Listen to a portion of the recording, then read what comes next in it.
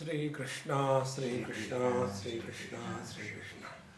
Gurur Brahma, Gurur Vishnu, Gurur Devo Maheshwara, Guru Sakshat Param Brahma, Tasmai Sri Gurave Namaha, Tasmai Sri Gurave Namaha. As long as a doer is, karma is born. What is the meaning of karma? Action plus a sense of doership constitutes karma. And there is a karma phala, the result of the karma. So there are two words. One is kriya, second is karma. Kriya is action, karma is deed. Legal documents are prepared and then they are authenticated by a proper signatory, then it becomes a deed. In the same manner, actions are done, but when they are authenticated by someone, I have done this thing, then that action becomes karma. And this habit of associating ourselves with all the actions of life has gone so deep in our system that we have forgotten, let the things happen. Instead of that, we started doing the things. See? And when we do something, we are getting the result of it. When we don't do anything, there are no results.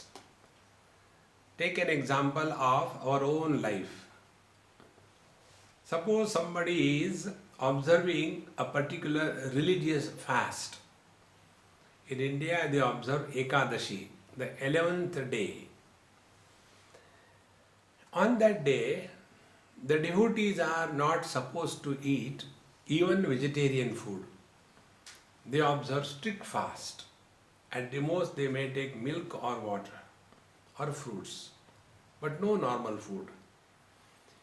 One day it so happened, I don't observe any fast. My rules are totally different. I believe in filling the stomach and keeping the head empty. Many people, they keep the stomach empty and fill in the head with all garbage. So I don't observe any fast. So when they have given me food, and for no reason, so many people were standing. One lady I called, I said, Mama, come here. She came. And from my plate, I picked up something and fed her. So she ate it. After that, I finished my food, everything was over. Then she came crying, Swamiji, today biggest sin has happened. So what happened? In my whole life, I never ate food on today's day. Today is the Ekadashi. I am not supposed to eat food, but I have eaten. Now what will happen? I said, nothing, you will go to hell. And she became so disgusted. See friends, when I have taken food, so the action of eating is associated with I. Therefore sin and merit. After we take the food inside, do we have that notion, I am digesting the food? We don't have that notion. I am digesting the food. And therefore, after taking food, if we have got constipation, is it a merit? If we have got dysentery, is it a sin? See friends, therefore, all the problems of our life begin from this notion of doership.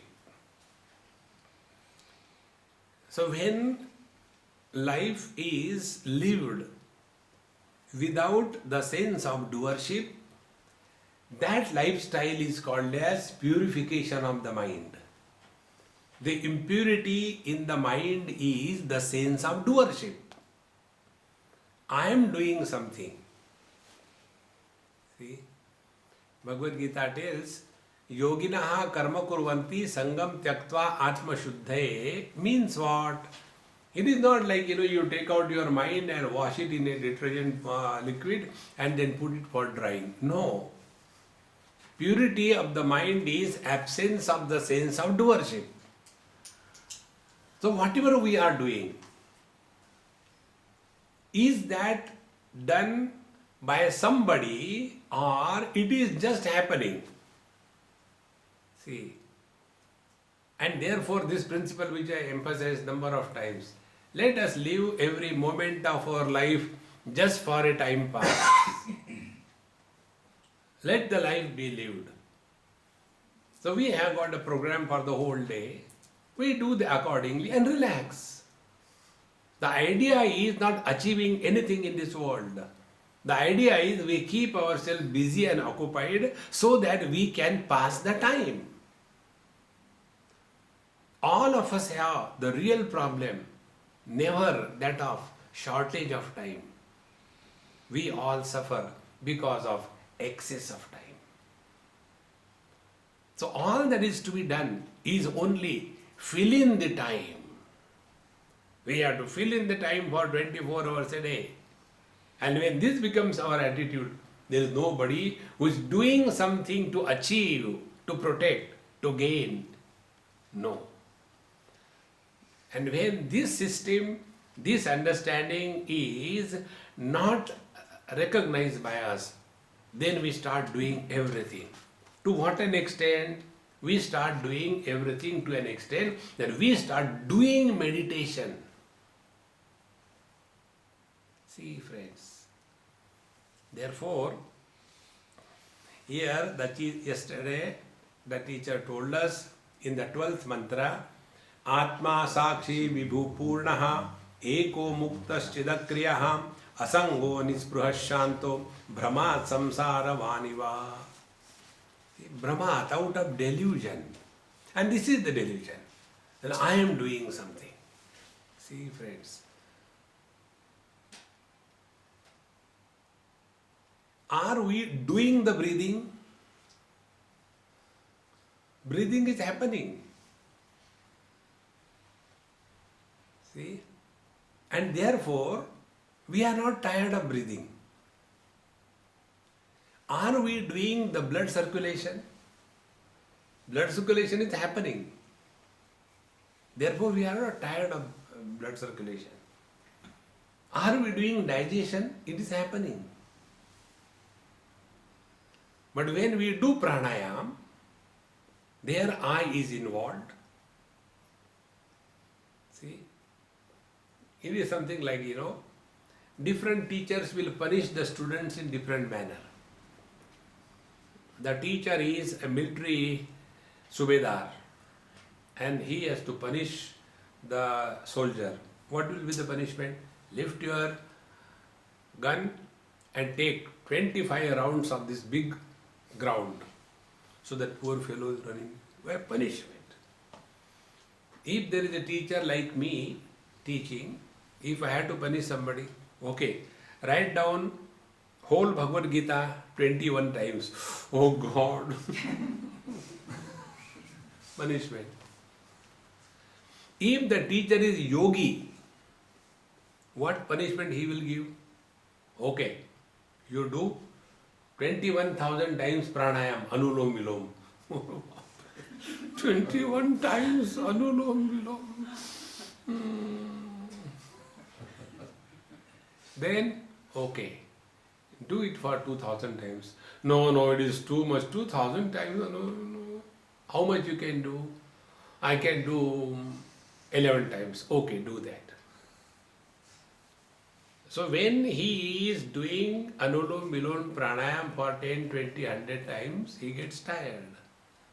Has anybody ever said, every day I am breathing 2,100, 216 times a day?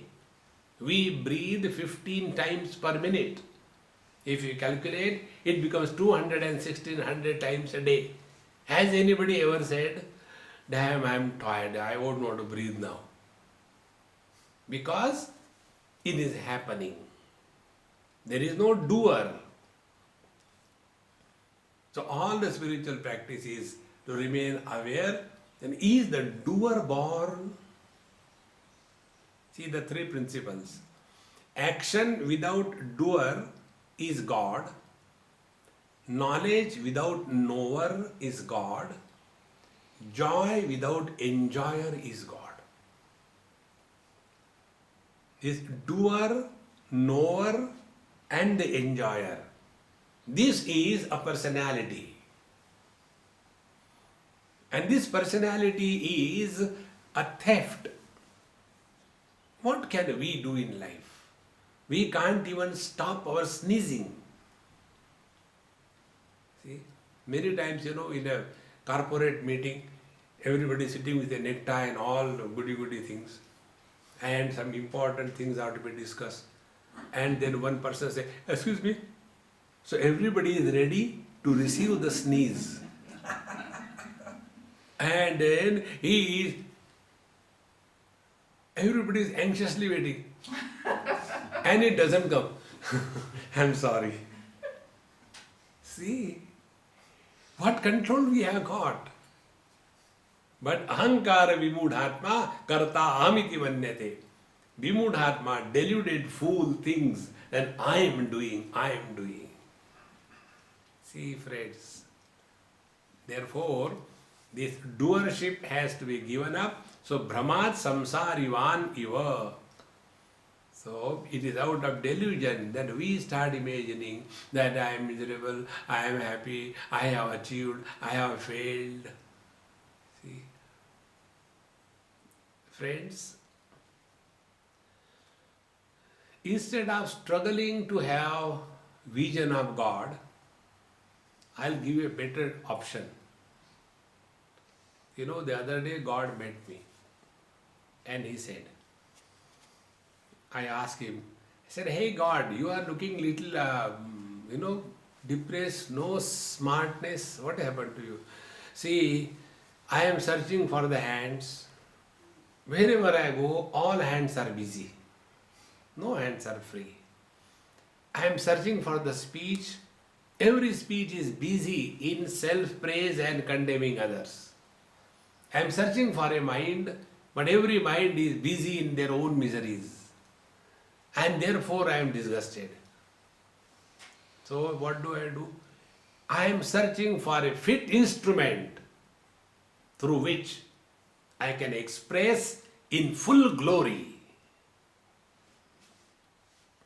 Friends, if we have to do some job, don't we search for a right type of instrument? Suppose we want to tighten somebody's screw. Somebody means some machine. Suppose we want to tighten the screw. What will require? A screwdriver. And there are 3-4 of them. You lift one. Fix. But the head of the screwdriver is such that it slips. It slips from the niche. What will you do with that? Throw it away. Take another one. Head fixed properly, very good. I got the right type of screwdriver. And when I move, only the handle moves, not inside. Oh God, it's useless. Then I take up the third screwdriver. Fixes properly, you can tighten, loosen the screw properly. Will we not take that screwdriver which is fit for our work? In the same manner, the divine principle is in search of a fit instrument. All the spiritual practice is to be fit so that He can choose us. Then He will express. And when He expresses, we disappear. So in the realization, there is nobody left behind. See, friends, but when we do meditation, I want to do meditation so that I get realized. I can never get realized. Vedanta clearly tells us there is no liberation for I. The liberation is from I. The freedom is from I, not for I. And therefore, Brahman, out of delusion, we keep on getting miserable in this world. I have done so much for my family, but they have kicked me out. I have done so much for my friends, but they have ditched me. I have done so much good work, but nobody appreciates me. This I is the poison in our system. This has to be rejected. Therefore, although asango nispraha shantaha brahma samsaravaniva, it is out of delusion that we suffer in life. Friends, analyze these two experiences, waking and the dream. This is one of the most potent spiritual practice in Vedanta. It's called as avasthatraya vivek. Discrimination of the three experiences that we go through. Nobody dreams the dream as a dream. During the dream experience, it is a solid. And when we are out of the dream experience, then we talk about, I had a very bad dream. And that is also wrong. The one who was dreaming, he is not the one who is awake. But now we say, no, never mind, you are just a dream. See, friends, in the same manner, till such time, we are living in this waking dream as if it is real. There is no way out. And when we awaken to our essential nature, then imagine if you can enter your dream knowing that now it is a dream, now it is not real. What will be your experience? That is the experience of the wise people after realization. When they again as if jump back in this world. But now they are no more living as the contents of the world, but they are now containing the total world in their wisdom. This is the beauty. And therefore, recognize yourself as kutastam bodham advaitam atmanam paribhavaya abhasoham brahmam muktva bhavam bahyam athantaram. So first of all, we were told, focus your awareness on your own being, and thereafter, Atmanam kutastham bodham advaitam paribhavaya. Paribhavaya means, this is one of the technique given in Yoga Shastra for spiritual practice. And the spiritual practice is, you start playing that you are infinite space. Paribhavaya. So what is the experience of this infinite space? Play. I'll tell you one of my experience. This happened in our Krishna's house. Once when I came, on our way back from Heathrow, his mother told, why don't you take a break here, go tomorrow morning to the ashram. It was a welcome break. So we had nice food, and his house is so sweet, so beautiful. Mom is gem. So I was sleeping on a bed. There was a light behind. Some books were kept for me to read before I sleep. I read few pages and then I wanted to sleep, put down the book. And I was searching for the switch. I could not see. I had to get up and see where is the switch. And when I saw that switch, the bright light as if entered my eyes like this, and I could slowly see and switch off, and then I lied down. So when my eyes were closed, that bright light was still there. When I opened my eyes, the street lights were seen. Again I closed my eyes, that bright light was seen. Again I opened my eyes, the street lights were seen. And that was Eureka! The one who is illuminating the impressions on the mind, and the one who is illuminating the knowledge gathered through the sense organs is one. And this one is not influenced by either the dream or the waking. That is what I am.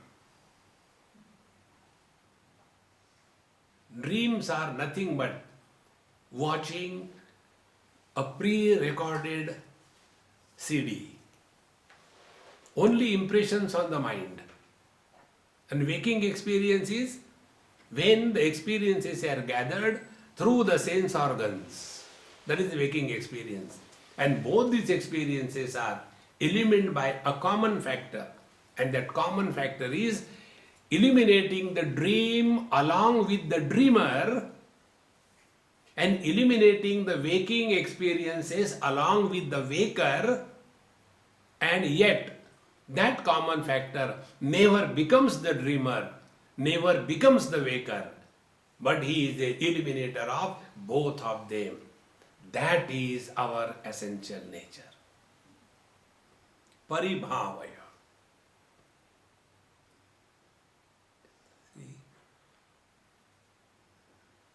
When you get into this mode, every experience is meditation.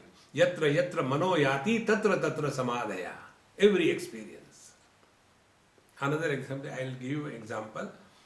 I was in Hawaii with my friend. And we went to some Chinese shop to get something to eat or drink like that. So my friend was taking care of the menu and everything. And there was a very big, beautiful aquarium. So as I am always with my camera, I went with my camera and I was taking pictures, beautiful fish and all that. And after that I was simply standing, looking at the aquarium. So my friend asked me, Swamiji, what are you seeing? I said, tell me what I am seeing. Imagine. He said, you may be seeing the fish. I said, no.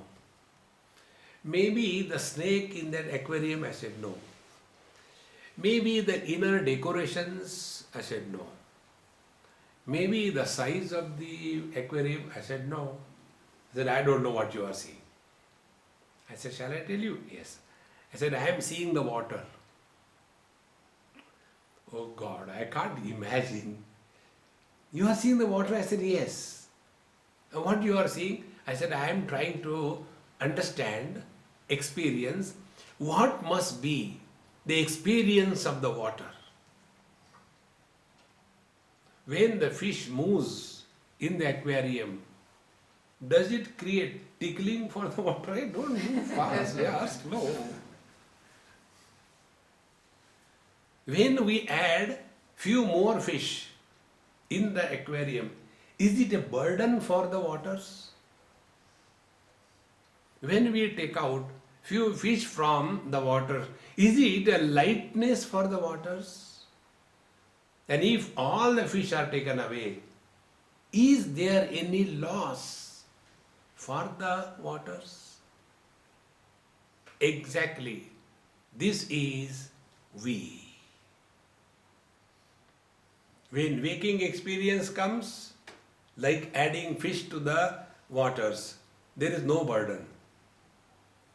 Dream experience comes, add more fish, no burden. Deep sleep experience comes, take away all the fish, no loss.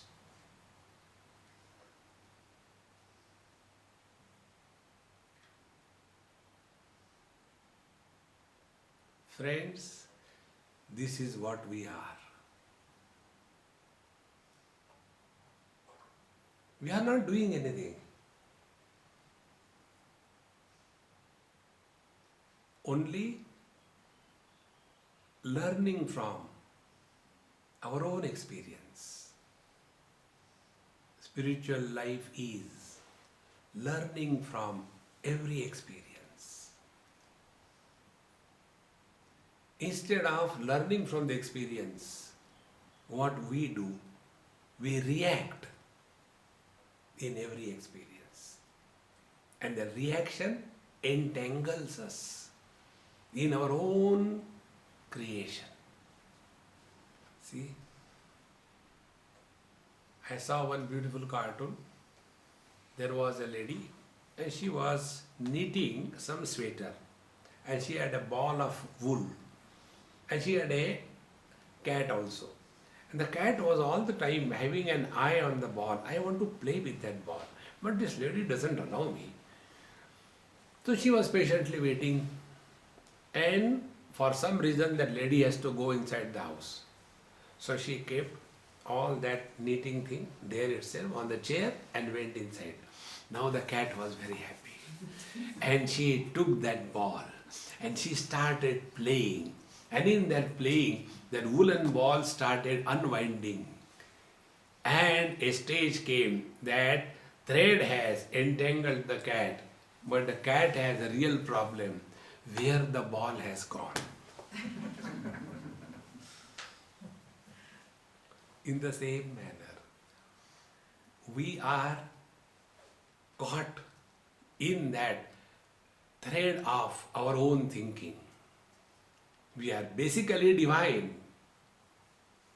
but we are playing with this ball of foolishness. And then, what happened? What should I do? Oh God, give me peace. Please do this thing, please do that thing. Nothing will help. We all use mobile phones, is it not? Those who are not using, you are outdated. So when we use mobile phones, there is one option. What happens, because there are many applications free, we keep on downloading. Because it is free, Android system, keep on downloading. And a stage comes when your mobile phone doesn't have the capacity to handle all those applications. Then what happens? It hangs. Now what to do? So don't worry, go to the settings. Now scroll down. There is one option. Restore the factory settings. Click that. And the option comes there. Again, one pop comes. All your data will be deleted. Yes or no? Yes. And you delete everything. Your phone is as fresh as new.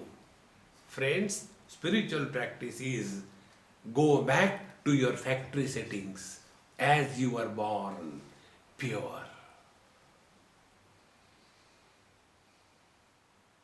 Because there are free downloads. Keep on downloading. Find out, is it necessary? See, friends,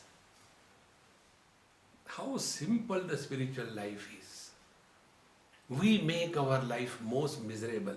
Therefore, Gita says, Atmaiva Atmano Bandhu Atmaiva Ripuratmana. We are our friend and we are our own enemy. There is no worse enemy of ours than ourselves.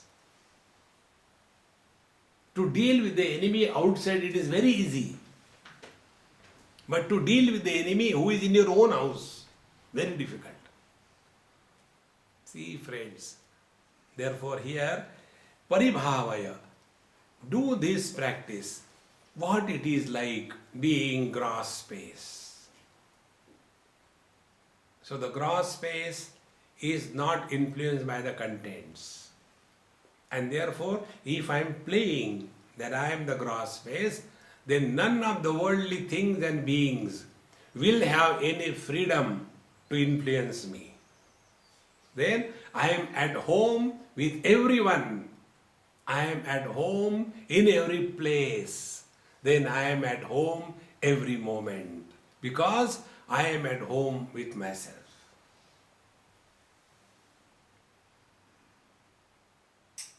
This is called as living in meditation. After this is done, then the second grade. Okay, we have withdrawn from the whole world, nothing disturbs us. But whenever I sit for meditation, that time such terrible thoughts come in the mind. Normally the mind is perfectly okay, but when I sit for meditation, that time such criminal and ugly and dirty thoughts come in the mind. I don't know why they come. The answer is with you, my dear. Because of meditation, bad thoughts come. Therefore, don't do meditation. No, no, no, no, no, no. You yourself said, normally my mind is okay. But when I sit for meditation, all the thoughts come. Where from they come? Instead of complaining about the thoughts, work on the thoughts. How is the working? Number one, pinpoint to whom the thoughts belong. See, like many times it happens in public places. Somebody's passport has fallen. So people say, hey, somebody's passport has fallen. So if the passport is in our hand, we don't worry. Let it be anybody. Because we are not connected with that passport. In the same manner, the thoughts, terrible thoughts, first find out whose thoughts are they. Are they your or somebody else's? Then you will come to know. Every thought belongs to somebody. Get away from that somebody. Now on the seat of meditation, I am not a husband. Why worry? Let the wife shout.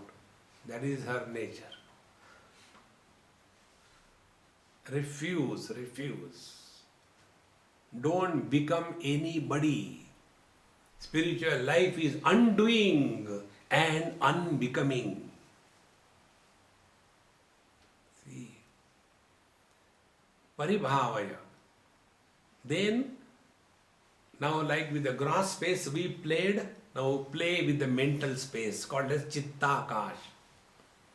Like the gross world exists in the gross space, in the same manner, the subtle world of thoughts, it exists in the subtle mental space. Now we start playing. Being a mental space, what does it mean? Let any kind of thought come and go. The mental space doesn't get influenced. By the good thoughts, mental space doesn't become holy. By the bad thoughts, mental space doesn't become unholy.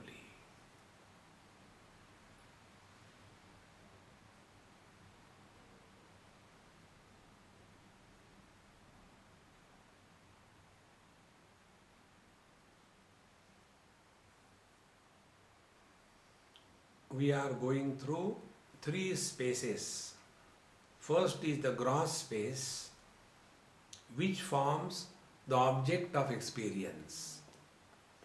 We get caught up in the worldly objects. We get caught up in the worldly relations. First, get freedom from them by playing to be the gross space. Then, second stage, we get caught up by the experience of the worldly things and beings. And the experience is always in the form of a thought. So now we work on the experience. That let there be any experience, good or bad. Let us be totally indifferent. Like the space is indifferent to the contents of the space. Because of the movement of the earth, the space doesn't get tickled. Because of the tsunami, the space doesn't become wet. Because of the inferno, the space doesn't get burnt. Because of the hurricanes, the space doesn't get flown away anywhere. In the same manner, let there be any kind of thought, the mental space remains untouched. So paribhavaya, we play to be the mental space.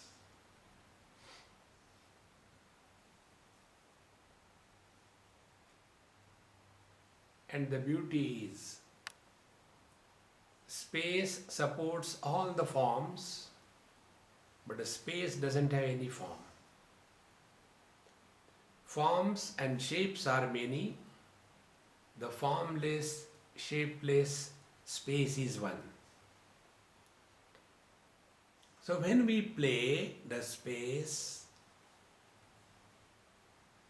the duality automatically disappears. Duality or multiplicity is only possible in the finite. Infinite cannot have multiplicity.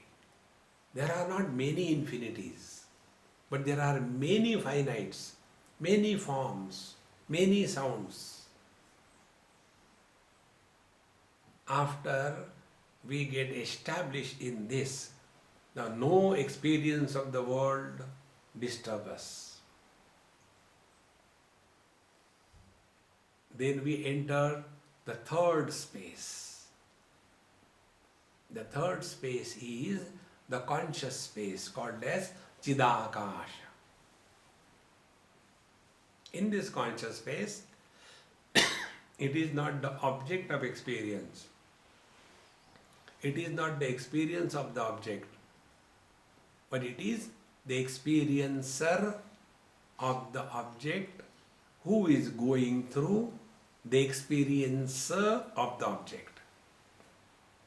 This experiencer are many. Dream comes dreamer, waking comes waker, deep sleep comes deep sleeper, samadhi comes samadhistha purush. They come and go. How many clouds of waking experience have come to the waker? They rained heavily and gone away. Then the clouds of the dream along with the dreamer came, only made noise, no rains. They also went away. Then there was a pitch darkness, dark night. The deep sleep experience came, but that also went away. And the fourth experience, there was a cloudless blue sky, the experience of samadhi. That also came and went away. But the substratum supporting all of them, the Chidakasha, the conscious space remains as it is. This is the meaning of paribhavaya.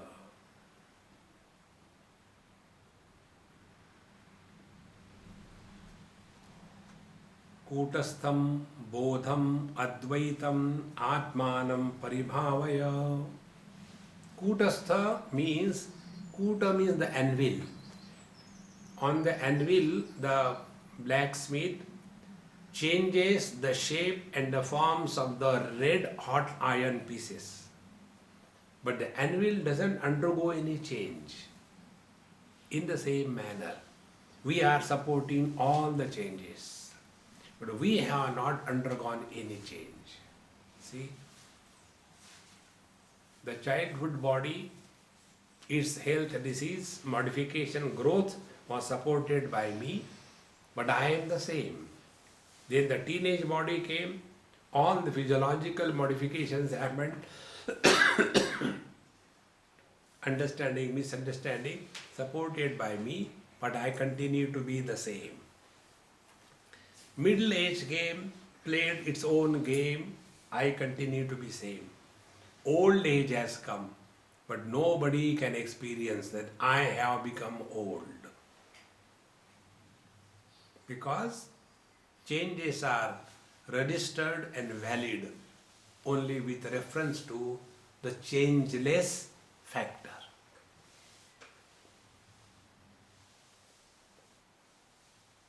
Kutastham, paribhavaya. This changeless substratum is our essential nature. The one which does not change does not have the past, present and future. The one which changes, it has the past, present and future. In the past, our body was a baby. In the future, the body will be dead. But I, the one who was in the baby body and now, is the same. Nothing has changed. Kutastham atmanam paribhavaya. We are not doing things, friends. Only we are remaining in that awareness. All the changes have come and gone. We are the same. Like so many dreams have come and gone, we are the same. One day, a great master got up in the morning and his disciple went to him to give him tea, coffee or something. So the great master, when he got up, he started crying. So when he started crying, the disciple said, "Sir, you are our master. How come you are crying?" "Anyway, I had a very bad dream, therefore I am crying." The student said, "Sir, you taught us dreams are illusions. What is there to cry? Anyway, forget about it. Get ready and we have to have a class on Upanishad." Again the master started crying, "You don't allow me to talk." "Okay, sir, say, what is that?" "I had a very, very bad dream. If it was an ordinary dream, I wouldn't mind, but very bad dream." "What was that?" "I dreamed that I am a butterfly." So the master said, "Therefore I am crying." "Anyway, it was a dream, sir, but now you are our guru." He said, "No, that is not the problem. Problem is whether your guru that I am dreamed that I am a butterfly or the butterfly is dreaming that I am your guru. This is my problem. Who am I?" See, friends, it was this question which produced Ashtavakra Gita. What is our identity? Janaka asked, "The beggar that I was in the dream, dying of hunger, when I slept after the sumptuous meals, that I was, or the king that I am, who am I?" See, friends, thus when we are able to remain in this awareness, kutastham, bodham, bodha means experience. It is not knowledge. Knowledge is at the level of the thoughts. Bodha is a thought-free experience. Find out what is the thought-free experience. All experiences we have so far worked were only experiences through the thoughts. Waking experience is through the intellect, dream experience is through the mind, deep sleep experience is through ahankar, and the samadhi experience is through chitta, the four aspects of the mind. But our presence is not cognized by us through thoughts. We don't recognize our being through the sense organs. This, our own presence, is referred to here as bodha. It is a thought-free experience. See? So, kutastham, bodham, atmanam, advaitam, and then the third step, advaitam. If we have this notion in our understanding, we may say that I have understood. We have understood, but is it right understanding or wrong understanding? How do we know? You know, Bhagavan Shankaracharya talks about 4 types of students. He gives example. In a countryside, the teacher was trying to teach to the students who were sitting below a tree. And he was trying to teach them the five elements. So when it came to the air, he looked around to make the class more lively. He said, "Come on, children, can you see that small hillock?" "Yes, sir." "Very good. On that hillock, there is a tree. Can you see?" "Yes, sir, we can see." "Very good. The tree is moving, isn't it? Can you see that?" "Yes, sir, we are seeing." That because of which the tree is moving is called as air. Understood? "Yes, sir, understood." "Okay, you tell." The first student tells, "The hillock is the air." He has understood. So all the students laugh. Then, "Okay, you tell." "The tree is the air." The third student says, "No, the movement of the tree is the air." See where we get caught up. So when we imagine, "Yes, I got it." What do you got it? "I have discovered that I am reality, Brahman, but others are ignorant, Then our understanding is 100% wrong. From the point of view of the waters, there is neither ocean the cause nor waves the effect.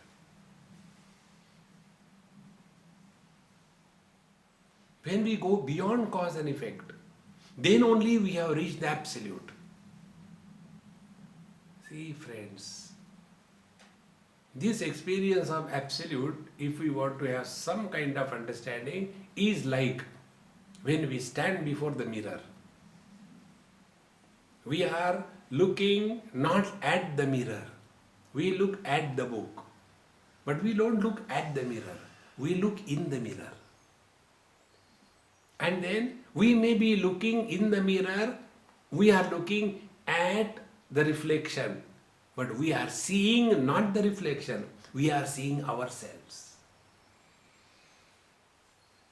So when I take a toothpaste and a brush and show my teeth to the mirror, I don't put the toothbrush there, put it here. In the same manner, he who has discovered his essential nature, for him other than the self, nothing else is. Will this man waste his time on finding out, okay, I am the reality, but what about the reflection in the mirror? Will that man ever waste time on that? See, friends, Advaitam, there is none other than the self. Upanishad says, Dvitiyatvai bhayam bhavati. When there is a sense of otherness, desire happens. When there is a sense of otherness, anger happens. When there is a sense of otherness, greed happens. When there is a sense of otherness, fear happens. Living under the influence of desire, anger, greed and fear is living in this wretched world.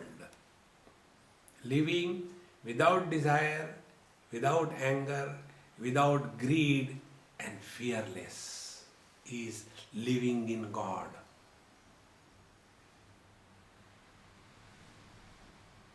See, friends,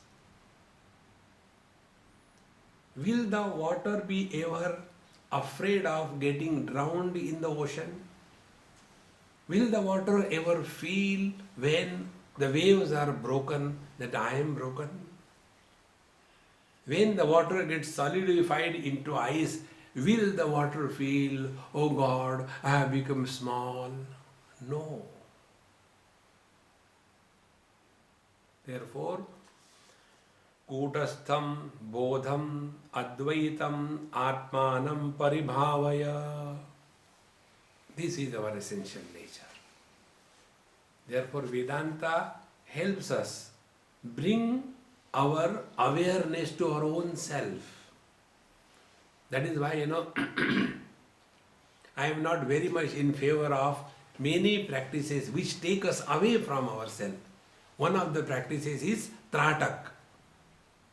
When you do tratak, you go away from yourself. See, look for example at this Sri Chakra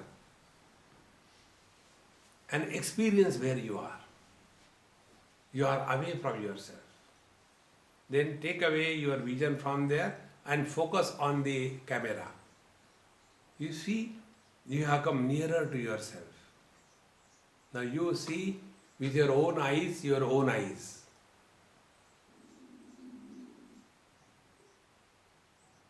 When you see your eyes with your own eyes disappear.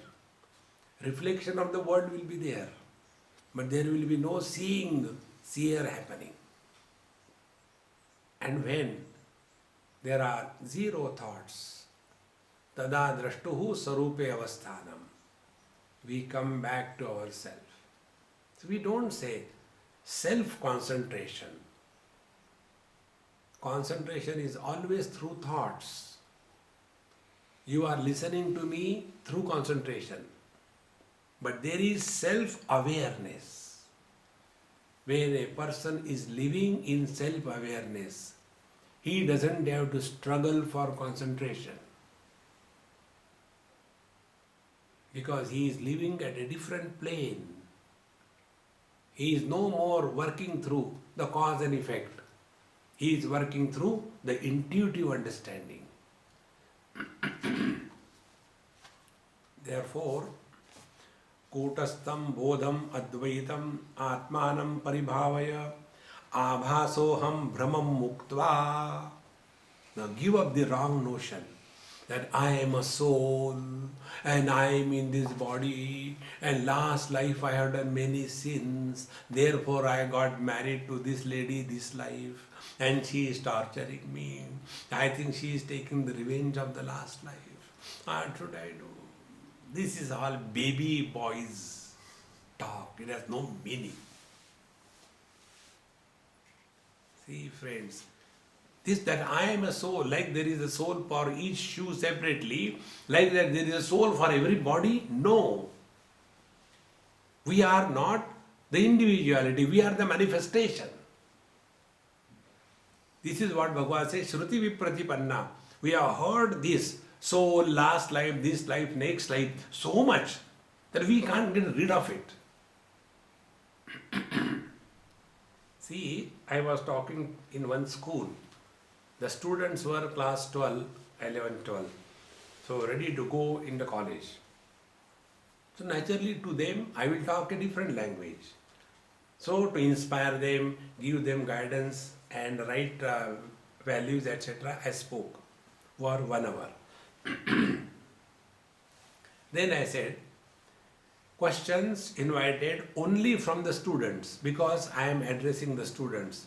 No elderly person or anybody should ask any question. I will not reply.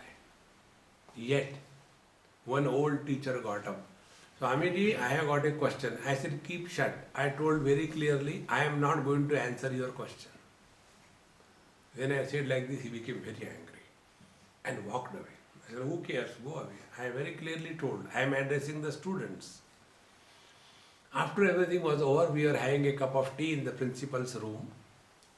Then I told the principal, please call that teacher. He has become very angry. I will extend apologies. He came. I said, sir, I extend my apologies. I did not answer your question because your question was wrongly placed in a wrong atmosphere. I did not want to destroy whatever I had built up for the youngsters. Your question was wrong. How do you know what was my question? I didn't even ask. I said, your question was, what happens after death? How do you know? That was my question. I said, from your face, you are not living. You are waiting to die. I said, okay, now I'll answer your question.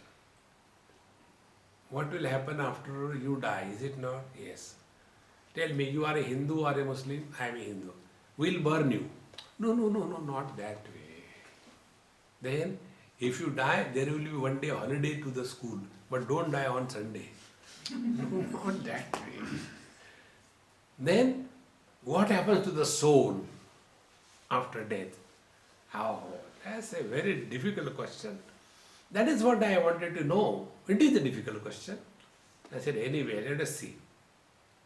Then I asked him, what do you teach in the school? He said, I teach physics. I said, oh, you made my problem very easy. Now I will ask you a question. Whatever reply you give me, that will be the reply to your question. So give proper reply. Yes. I said, when a bulb, while it is burning, while it is showing light, if the bulb becomes fuse, where the light from the bulb goes, there you go after death. Where the light goes? Bulb is like our body. The light is like our life. Will we say that when the bulb becomes fused, the light comes out of the bulb and enters another bulb? Find out. The purpose of telling the theory of soul is only one. Get out of the body identification. Normally, we are expert in blaming the world for our miseries. The scriptures want us to be responsible. Don't blame anybody in this world for your miseries. And yet we blame. And we all have the default settings. If I am a husband, the cause of my misery is my wife. If I am a guru, the cause of my misery is my disciple. If I am a disciple, the cause of my misery is my guru. We all have this set. The teacher says, stop blaming the world. But then, who is making me miserable? You are responsible, because in the last life, you have made a mischief. You have to pay for this in this life. Oh, it is karma. Karma. So what will happen? First, we will stop blaming the world. When we stop blaming the world, then we become self-oriented. Second thing, when we accept that all the joys and sorrows of my life are because of my own karma in the last life, then in this life, I will start behaving properly. When I start behaving properly, we have entered the spiritual path. And then the inquiry begins. If I am suffering or enjoying in this life because of my karma in the last life, that means earlier also I was, in this body I am, and when the body is dropped, to enjoy or suffer the result of the karma in this body, I will take another body. Therefore, who am I? I am a continuous, unbroken existence. If this knowledge takes place,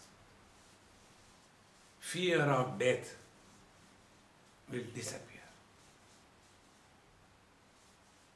It is for this purpose the principle of soul is brought in the scriptures. And now once we are told we are the embodied Dehi, not the body, the Deha, then the question comes, then who am I? And we are told you are Jiva, you are soul. And you accept it blindly? No. Find out what is that Jiva. What do we mean by Jiva? See, it is something like, in our school days, we are given some examples. And in that examples, we are asked, establish the unknown factor. So how do we start? Suppose the unknown factor is X. And submit our answer book. Will we get marks? We have to establish the value of X. Here also, establish the value of soul, Jiva. How do we do that? in our next class. Om Purnamadaha Purnamidam Purnat Purnamudachyate Purnasya Purnamadaya Purnamevavashishyate. Om Shanti Shanti Shanti. Hari Om. Sri Gurubhyo